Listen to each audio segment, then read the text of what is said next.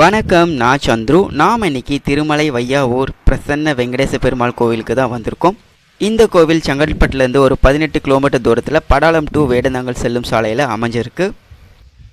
First இந்த இடத்துல ஒரு விநாயகர் கோவில் இருக்குது.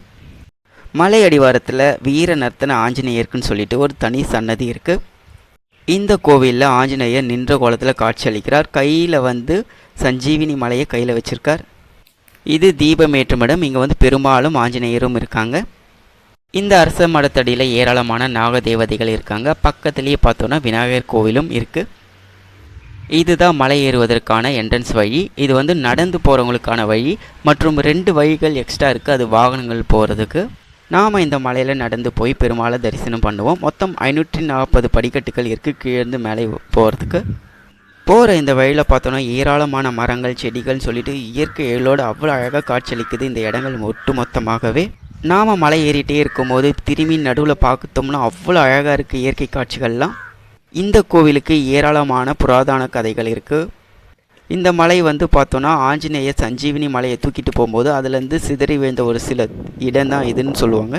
மலை நம்ம பாதி ஏறினோடனே வீர ஆஞ்சநேயர் சன்னதின்னு சொல்லிட்டு ஒரு சன்னதி இருக்குது.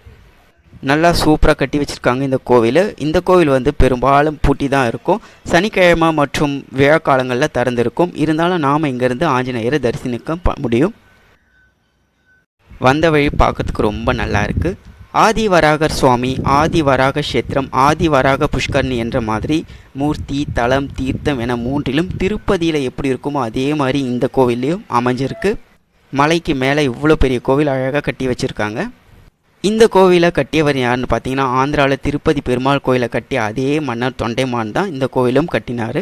அதுக்கப்புறம் 500 வருஷத்துக்கு முன்னாடி மற்ற மன்னர்களால் இது புனரமைக்கப்பட்டது அப்படின்னு சொல்லப்படுது. இந்த மலைக்கு மேலே ரொம்பவே அழகாக இருக்குது. இங்கேருந்து கருடன், விமானம் இதெல்லாம் பார்க்குறதுக்கு கோவிலோட தோற்றமே ரொம்ப நல்லாயிருக்கு. இந்த இடத்துல வேள்வி, பூஜை அதெல்லாம் பண்ணுற இடம் மற்றும் ஒரு பெரிய ஹாலும் இங்கே இருக்குது. இந்த இடத்துல பிரசாதம் கவுண்டர் மற்றும் அன்னதானம் வழங்கும் இடங்கள்லாம் இருக்குது. இந்த கோவிலில் மொத்தம் 3 நுழைவாய்கள் இருக்குது. முதல்ல ஆதிவராகர் சுவாமி ஆலயம் இருக்குது. அப்புறம் பிரசன்ன வெங்கடேஸ்வரர் கோவில் இருக்குது. அப்புறம் சக்கரத்தாழ்வார் கோவில் தனியாக இருக்குது. இது 3 நுழைவாய்களிலும் 3 கோவில்கள் தனித்தனியாக. இந்த கொடிமரம் தங்க நிறத்தில் ஜொலிக்குது. அது பார்க்கிங் ஏரியா. மலைக்கு மேலே வண்டி எடுத்துகிட்டு வரவங்க நிறுத்தலாம். இங்கேருந்து ஒட்டுமொத்த வியூ பார்க்குறதுக்கு ரொம்ப அவ்வளோ அழகாக இருக்குது எல்லாமே. ஆதிவராகர் முதல்ல இந்த இடத்துக்கு தான் வந்ததாக சொல்லப்படுது. அது மட்டும் இல்லாமல் ஆதிசேஷனுக்கு திருப்பதி சீனிவாச பெருமாள் காட்சியளித்த பெருமுடைய திருத்தலமும் இதுதான். அது மட்டும் இல்லாமல் சீனிவாச பெருமாள் மன்னர் தொண்டைமானுக்கும் கூட இந்த இடத்துல காட்சியளித்திருக்காரு. இது வராக தீர்த்தம். மலை உச்சியிலிருந்து நம்மளால் இந்த தீர்த்தத்தை பார்க்க முடியும். இந்த ஆலயத்தோட மூலவர் பிரசன்ன வெங்கடேச பெருமாள், தாயார் அலமேலு மங்கை தாயார். சூரியன் இங்கேருந்து மறையத்தை பார்க்கறதுக்கு ரொம்ப நல்லாயிருக்கு. இது யோக நரசிம்மர் மற்றும் சக்கரத்தாழ்வார் சன்னதி.